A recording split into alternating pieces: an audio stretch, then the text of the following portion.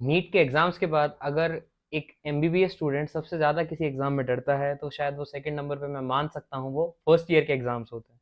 इसके कई सारे रीजंस होते हैं। पहला, ऑब्जेक्टिव से एक सब्जेक्टिव अप्रोच पे बच्चा शिफ्ट हुआ रहता है और मेडिकल कॉलेज में एंटर करने के बाद पढ़ाई उसकी बिल्कुल जीरो हो चुकी होती है। मेजॉरिटी केसेस में ऐसा ही होता है, इंक्लूडिंग मी। मेरे साथ भी कुछ ऐसा ही हुआ था।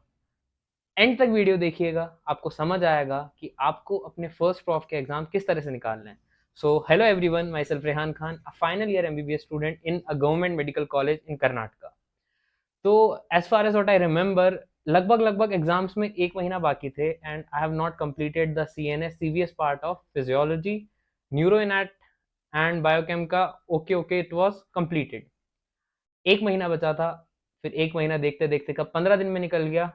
और अब मेरे को कान खड़के, यार now something needs to be done. We had a time span of 15 days. पहले हमारे एग्जाम कुछ ऐसा हुआ था कि पोस्टपोन हो गए थे, पोस्टपोन हो के दोबारा लगे थे, तो मैं उसमें नहीं जा रहा। लास्ट एग्जाम्स के उस 15 डे पहले का क्या सिनेरियो रहा था उसको मैं थोड़ा डिस्कस करूंगा। I had two options.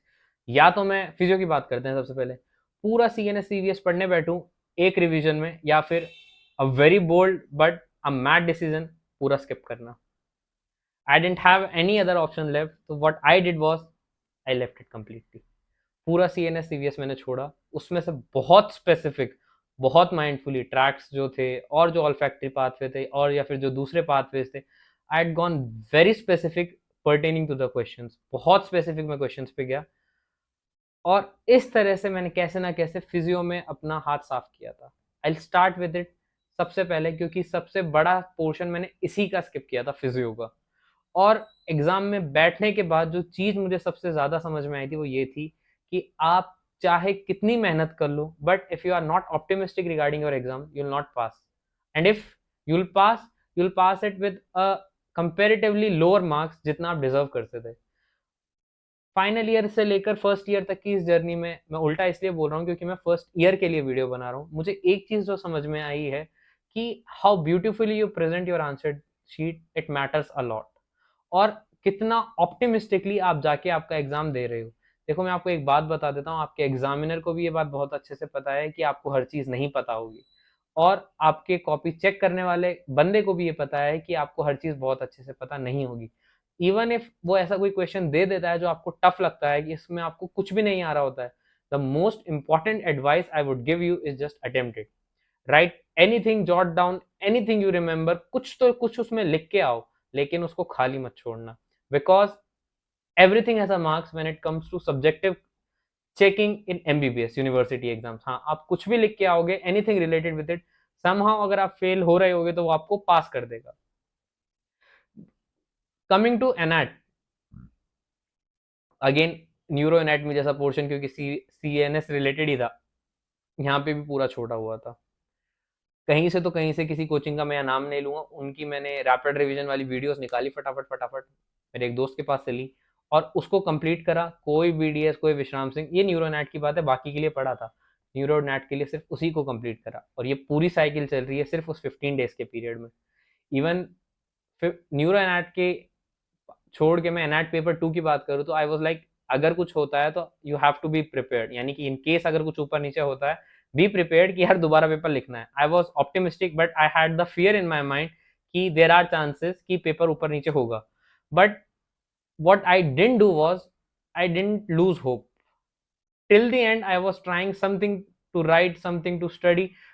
जो लास्ट के 15 दिन बैठ के मैंने अपने आप को इतना ज्यादा कंडीशन किया था, उस फेज में मुझे जो चीज समझ में आई थी वो ये थी, if you really want pass your first MBBS exam, you have to be very optimistic, very specific and very beautifully you have to present your answer sheets.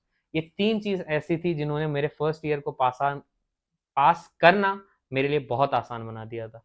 मेरा ऑप्टिमिस्टिक अप्रोच, बहुत स्पेसिफिक पढ़ना और बहुत ब्यूटीफुली अपनी answer की paper में उसको present करके आना।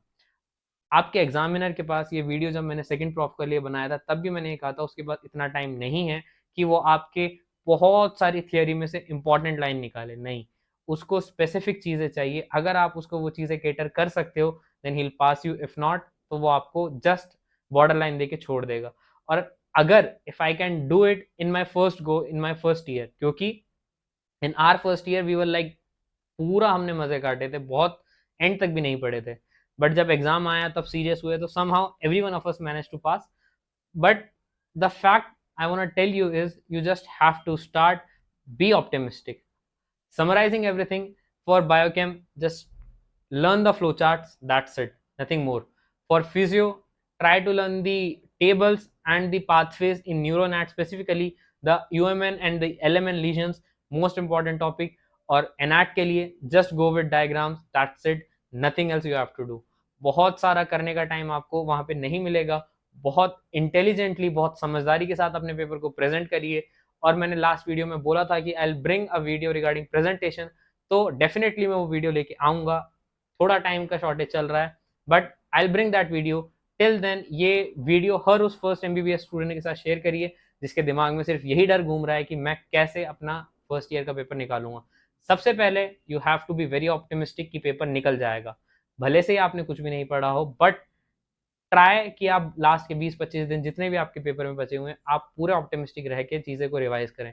क्योंकि अब तो पासिंग क्राइटेरिया भी, अगर आरजीयूएचएस की मैं बात करूँ तो वो चेंज हो चुका है. It is bit easy. पहले की कंपेयर जो 60-40 था, अब वो नहीं है, खत्म कर दिया है. 50% वाला एग्रीगेट क्राइटेरिया है. अगर आप एक पेपर भी बहुत अच्छे से कर लेते हो, there are chances you can pass. तो अभी सबसे पहले सिर्फ ये प्लान करो कि कैसे आप अपने एग्जाम पास कर सकते हो, और इसके बाद जितना ज़्यादा हो सके उसको रिवाइज करिए. एंड अगेन मैं बोलूँगा, पेपर प्रेजेंटेशन बहुत मैटर करने वाला है. और अब स्क्रॉल करना बंद करो, इस फ़ोन को कर दो बंद, इतना आप लोगों के लिए काफ़ी है. पेपर स्ट्रैटेजी वाली वीडियो लेके आऊँगा, जब उसको देख लेना. और फिर भी कोई दिक्कत आती है, I have drop my number below in the comment section, sorry in the description. Connect with me if you really feel कि यार अब हमसे नहीं हो पा रहा है. Till then, good bye, see you soon.